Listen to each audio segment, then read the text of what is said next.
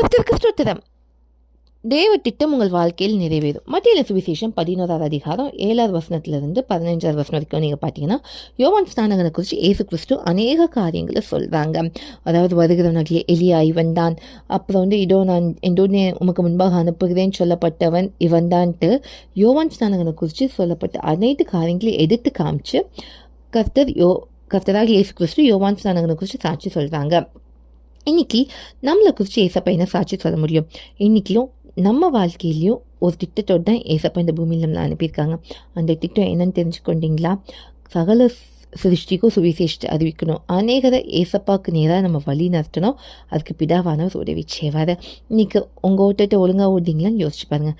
அப்படி இல்லைன்னா நீங்கள் இன்றைக்கி உங்கள் வாழ்க்கையில் கர்த்தர்கிட்ட ஒப்பு கொடுக்கும்போது தேவ திட்டங்கள் உங்கள் வாழ்க்கையில் நிறைவேறும். நீங்கள் அநேகருக்கு சாட்சியாக இருப்பீங்க. தேவநாம மகிமைப்படும். இதுவே இன்றைய நேரத்தில் உங்களுக்கு மகிழ்வு உண்டாகட்டும்.